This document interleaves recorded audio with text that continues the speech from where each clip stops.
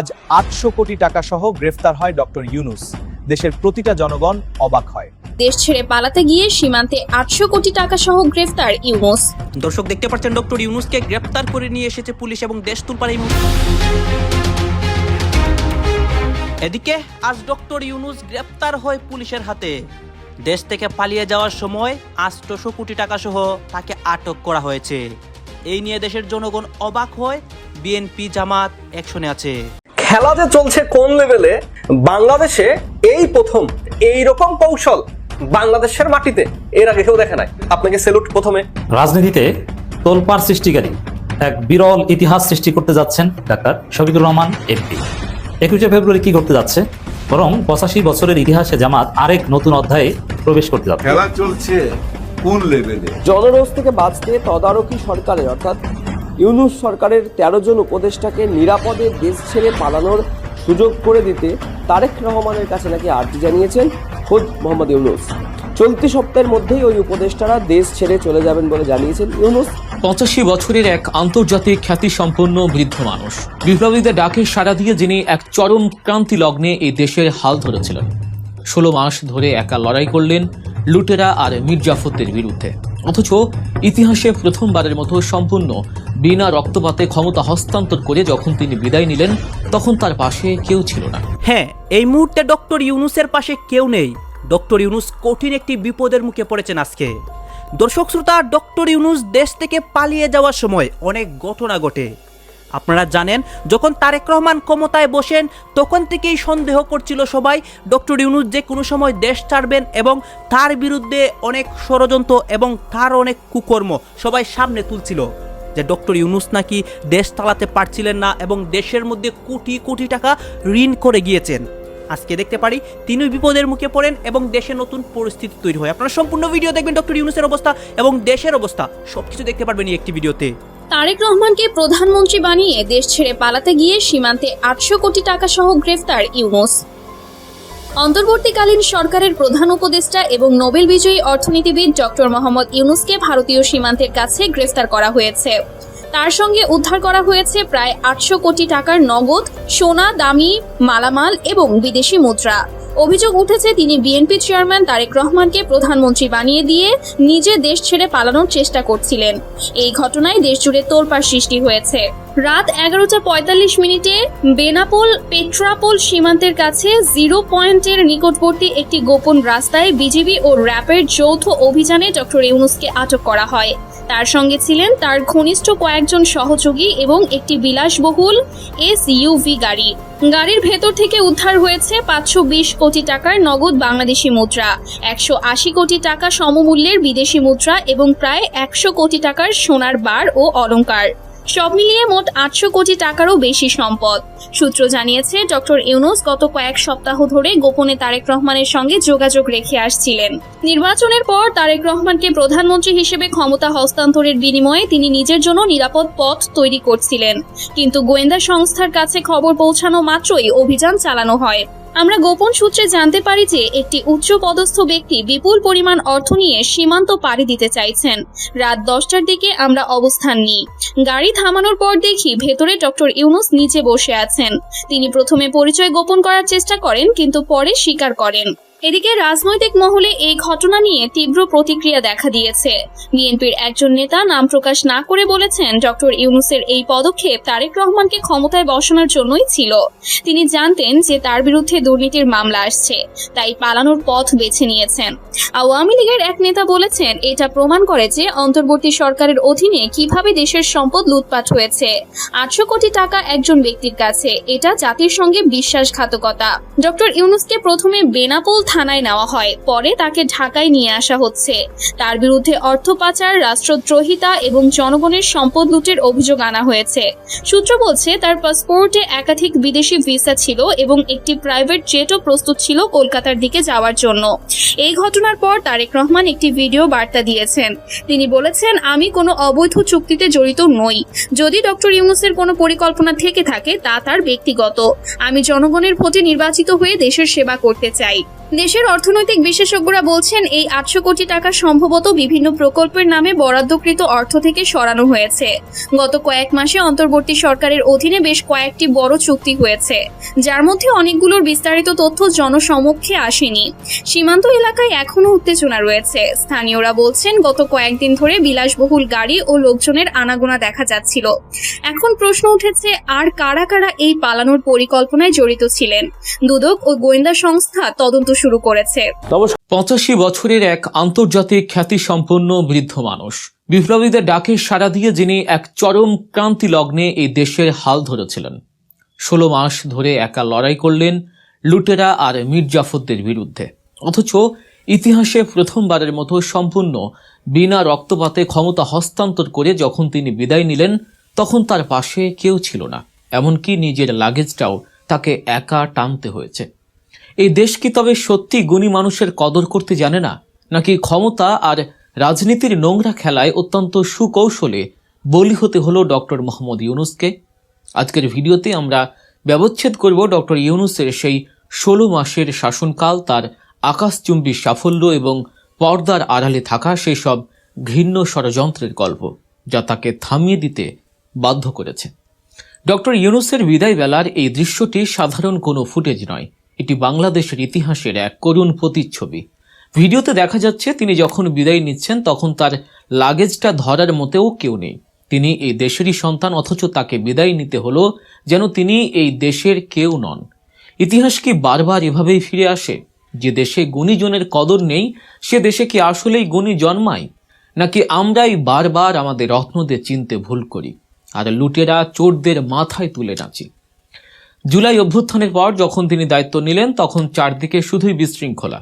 কেউ ভাবেনি এই বৃদ্ধ বয়সে তিনি এত বড় ধকল সামলাতে পারবেন। অনেকেই ভেবেছিলেন ইউনূস সরকার টিকবে না, কিন্তু তিনি টিকেছিলেন।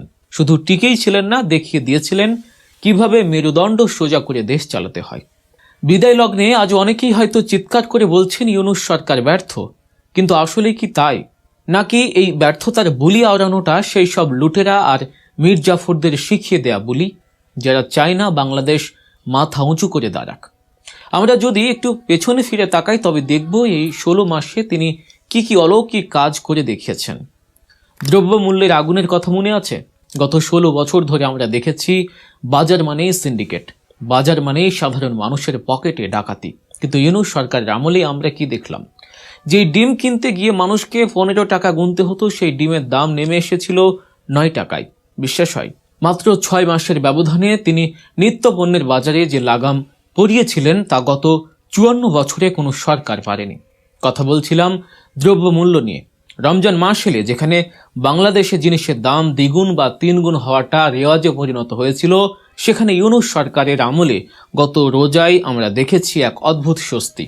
লেবু আর শসার দাম হয়তো কিছুটা বেড়েছিল, কিন্তু পেঁয়াজ, চিনি, তেলের মতো অত্যাবশ্যকীয় পণ্যগুলো ছিল সাধারণের নাগালের মধ্যেই। যে পেঁয়াজ সেঞ্চুরি হাঁকায় তা নেমে এসেছিল 45 টাকার আশপাশে। 170 টাকার লাল চিনি পাওয়া যাচ্ছিল 140 টাকার নিচে। এটা কি কোনো জাদুকরি ঘটনা ছিল? না, এটা ছিল সদিচ্ছা আর কঠোর শাসনের ফল। তিনি দেখিয়ে দিয়েছিলেন সিন্ডিকেট ভাঙা সম্ভব যদি শাসকের মেরুদণ্ড শক্ত থাকে। শুধু কি বাজার দর, যোগাযোগ ব্যবস্থার দিকে তাকান। ঈদ মানেই ছিল ভোগান্তি, ঘন্টার পর ঘন্টা রাস্তায় দাঁড়িয়ে থাকা। কিন্তু গত ঈদে আমরা কি দেখলাম? ঢাকা উত্তরবঙ্গ মহাসড়ক থেকে শুরু করে দেশের প্রতিটি হাইওয়ে ছিল যানজট মুক্ত। গাবতলী বা মহাখালীতে গিয়ে যাত্রীরা নিজেদের চোখকে বিশ্বাস করতে পারছিলেন না। যে রাস্তায় আগে জীবন বেরিয়ে যেত, সেই রাস্তায় মানুষ বাড়ি ফিরেছে হাসি মুখে। হাইওয়ে পুলিশ দিন রাত পরিশ্রম করেছে, প্রশাসন ছিল তটস্থ। গত 40 বছরে ঈদের সময় এমন স্বস্তির যাত্রা মানুষ আগে দেখেনি। এটা কি ব্যর্থতা, নাকি এটাই ছিল একজন দক্ষ প্রশাসকের নীরব সফলতা? আন্তর্জাতিক অঙ্গনেও তিনি ছিলেন এক উজ্জ্বল নক্ষত্র। মাত্র কয়েকদিনের ব্যবধানে চীন এবং ভারতের সাথে তিনি যে কূটনৈতিক চাল চেলেছিলেন তা ছিল এক কথায় অভাবনীয়। বিশ্ব দরবারে বাংলাদেশকে তিনি নতুন করে চিনিয়েছিলেন। আমেরিকা থেকে ইউরোপ সবাই এক বাক্যে স্বীকার করেছিল বাংলাদেশে এমন একজন নেতা আছেন যার উপর ভরসা করা যায়। সাধারণ মানুষ চেয়েছিল এই সরকার অন্তত আরও 4 বছর থাকুক, কারণ তারা বুঝতে পেরেছিল ইউনূস থাকলে দেশের অর্থনৈতিক চেহারাটাই পাল্টে যাবে। কিন্তু এই চাওয়াই কি তার জন্য কাল হলো? রাজনৈতিক দলগুলো এই জনপ্রিয়তা মেনে নিতে পারেনি। তারা দেখল ইউনূস যদি সফল হন তবে তাদের লুটের রাজনীতি দিন শেষ। তাই শুরু হলো নোংরা খেলা। এক অদৃশ্য ষড়যন্ত্রের জাল বিছানো হলো তার চারপাশে। বিভিন্ন মব ভায়োলেন্স, চাঁদাবাজি আর খুন খারাপি উস্কে দেয়া হলো। সব জল্পনা কল্পনার অবসান ঘটিয়ে 21শে ফেব্রুয়ারি এক বিরল ইতিহাস সৃষ্টি করছে, দেখিয়ে দিয়েছে, কায়েম করেছে জামাত শিবির। পুরো বাংলাদেশকে বদলে দিয়েছে। মাননীয় প্রধানমন্ত্রী থেকে শুরু করে 3 বাহিনীর প্রধান, রাষ্ট্রীয় আচার জামাত চেঞ্জ করে দিয়েছে। দর্শক, আমিরে জামাতের নেতৃত্বে জামাতের লোকজন, এমনকি দেশের বিভিন্ন জায়গায়ও জামাত নেতৃবৃন্দ শহীদ মিনারে পুষ্পস্তবক অর্পণ করেছেন, সেখানে দাঁড়িয়ে দোয়া মোনাজাত করেছে। এটা নিয়ে রাজনীতিতে তোলপাড়, ব্যাপক আলোচনা সমালোচনা হচ্ছে, অনেকে বিব্রত, কিন্তু এটা আসল দিকটা কেউ দেখেন না।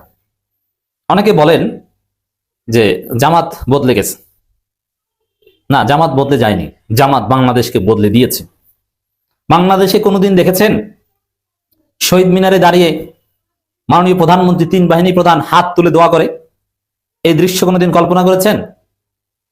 বরং শহীদ মিনারের আশেপাশে কোরআনের আয়াত লেখা থাকলে মাদ্রাসা ছাত্রদের কোনো নড়াচড়া দেখলে মোবাইল চেক করে তাদেরকে হয়রানি করা হতো, এটা ঘটতো। সেই বাংলাদেশে এখন মাননীয় প্রধানমন্ত্রী থেকে শুরু করে বিরোধী দলীয় নেতা থেকে শুরু করে মন্ত্রীরা, 3 বাহিনী প্রধান দাঁড়িয়ে দোয়া মোনাজাত করেন। এটা কার কারণে হয়েছে জানেন? এটা জামাতের কারণে হয়েছে। এটা আমিরে জামাত বাংলাদেশকে এই জায়গায় এনেছে। জামাত, আমিরে জামাত যদি শহীদ মিনারে না যেতেন, এটা ওই শাহবাগীদের শহীদ মিনার হয়ে থাকতো। এখন শাহবাগীদের শহীদ মিনার না, এটা এখন ইসলামপন্থীদের শহীদ মিনার। শহীদ মিনারে আগে নাজায়েজ বা আগে যে কর্মকাণ্ড, সেটাকে আপনি শিরক বিদআত বললো, এখন যেটা ঘটেছে এটাকে বলতে পারবেন, এটাকে ইসলামাইজ করা হয়েছে। দর্শক, আমি এটা নিয়ে ডিটেইলস কথা বলেছি, তারপর যে ঘটনা ঘটেছে এটা নিয়ে নতুন ভাবে বলি। দেখেন, শিরক বেদাত এটা এতেকাদের সাথে সম্পর্কিত। আপনি যে আমিরে জামাতের এই কাজকে শিরক বলছেন, বেদাত বলছেন, আমি কয়েকজন কওমি আলেমের সাথে কথা বলছি, কেউ বলছে না যে এটাকে শিরক, বলছে যে শিরকের আশঙ্কা থাকে, কিন্তু এতে আকীদা ঠিক থাকলে আশঙ্কা থাকে না। এবং এখানে মজার বিষয়, কেউ যদি এটাকে জামাতের আমির কেন বলে এটা নিয়ে সমালোচনা করেন, তার আগে তারেক জিয়ার বিরুদ্ধে ফতোয়া দিতে হবে। এটা তার জন্য ওয়াজিব যে তারেক জিয়া শিরক করেছেন, তারপরে আমিরে জামাতের কাছে এসেছেন। কারণ প্রধানমন্ত্রী এই কাজ করেছেন, প্রধানমন্ত্রী চেয়ে কি শফিকুর রহমান বড় কিছু না? আগে প্রধানমন্ত্রী 3 বাহিনীর প্রধানের বিরুদ্ধে ফতোয়া দেন, তারপরে আসবেন জামাতের আমিরের বিরুদ্ধে ফতোয়া দিতে। কারণ শরীয়ত তো সবার জন্যই সমান। আপনি জামাত, আপনার বিরোধিতা শুধু জামাত বিরোধিতা, এখানে শরীয়ত, শিরক বেদাত এগুলো কিছু না। জামাত এমন একটা অবস্থায় পড়েছে, শহীদ মিনারে গেলেও দোষ, না গেলে দেখতেন, তবে গেছে ভালো হয়েছে, সমালোচনা কম হয়েছে, কিছু ধর্মীয় সমালোচনা। না গেলে এতক্ষণে বাংলাদেশের তোলপাড় তৈরি করে দিত মিডিয়াগুলো, বিভিন্ন মহল। তো গেছে ভালো হয়েছে, কিন্তু ওদের মনে বড় কষ্ট। আর জামাতের আমির সেখানে যে পুরো পরিস্থিতি বদলে দিয়েছে, হিসাব নিকাশ বদলে দিয়েছেন। এখন প্রধানমন্ত্রীও মোনাজাত করে। বাংলাদেশ কি সত্যি গৃহযুদ্ধের দিকে যাচ্ছে? বাংলাদেশকে নিয়ে খুবই নেগেটিভ পরিকল্পনা অনুযায়ী কাজ হচ্ছে। কেউ কেউ এই পরিকল্পনা করছে এবং স্পেসিফিকলি এরকম গোয়েন্দা রিপোর্ট চলে এসেছে, যেটা একজন সাংবাদিক এই রিপোর্টটা ফাঁস করে দিয়েছেন। একেবারেই নাম ধরে ছবিসহ 14 জনের একটা তালিকার কথা বলা হচ্ছে, যে 14 জন সংঘবদ্ধভাবে বাংলাদেশকে অস্থির করার মিশনে নেমেছে। তারা ঈদের পরে আরও বেশি সক্রিয় হতে চায়, ঈদের পরে বাংলাদেশের পরিস্থিতি তারা নাজেহাল করতে চায়। এই নাজেহাল করার অন্যতম বড় কারণ হচ্ছে বাংলাদেশে যে নির্বাচনের কথা বলা হচ্ছে, সেই নির্বাচনটা পিছিয়ে দেয়া। নির্বাচন পিছিয়ে দিলে কাদের লাভ? কেন এই ষড়যন্ত্রর গন্ধ পাওয়া যাচ্ছে? কেন সাংবাদিকের কাছে এই ব্যাপারে গোয়েন্দা রিপোর্ট চলে আসলো? সেই প্রশ্নটা কিন্তু একটা বড় প্রশ্ন। কি হলো, কি ঘটনা, পেছনের ঘটনা, সেই আলোচনা করবো এই ভিডিওতে। থাকবেন পলিটিক্স টিভির নিয়মিত আয়োজনে।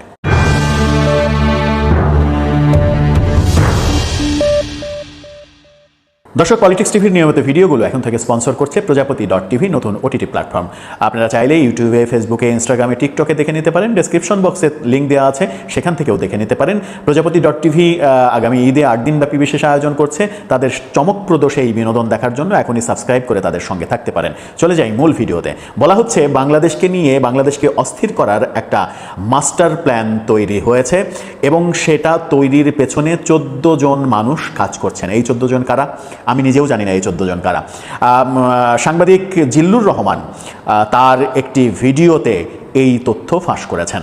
সাংবাদিক জিল্লুর রহমানের এই ভিডিও আবার সামাজিক যোগাযোগ মাধ্যমে শেয়ার দিয়েছেন আল জাজিরার আলোচিত সাংবাদিক জুলকারনাইন শায়ের। জুলকারনাইন শায়েরের শেয়ার দেয়া ভিডিও এবং জিল্লুর রহমানের করা এই ভিডিওতে জিল্লুর রহমান দাবি করছেন ঈদের পরে বাংলাদেশকে অস্থির। দর্শক আপনারা তো দেখলেন এখানে কি কথা হচ্ছে, অনেকে কিন্তু অনেক কথা বলতেছে, অনেকে আলোচনা করতেছে, অনেকে সমালোচনা করতেছে দেশের বিভিন্ন অবস্থা এবং পরিস্থিতি নিয়ে। বিশেষ করে এখানে আমরা দেখতে পাচ্ছি ডক্টর ইউনূসের বিরুদ্ধে অনেক কথা এবং তার অনেক কর্মকাণ্ড সবাই সামনে তুলে ধরতেছে। গাইস, এই বিষয়গুলো দেখে এবং দেশের রাজনীতির প্রেক্ষাপট নিয়ে আপনাদের মন্তব্য কি? আপনাদের গুরুত্বপূর্ণ মন্তব্যটা অবশ্যই আপনারা আমাদের কমেন্ট বক্সে লিখে যাবেন। সর্বশেষ আপনাদের কাছে আমাদের রিকোয়েস্ট থাকবে আপনারা আমাদের চ্যানেলে নতুন দর্শক হয়ে থাকলে চ্যানেলটি সাবস্ক্রাইব করবেন এবং পাশে থাকা বেল বাটনটি বাজাবেন যাতে করে নেক্সট ভিডিওটা সবার আগে আপনাদের কাছে পৌঁছে যায়। ধন্যবাদ।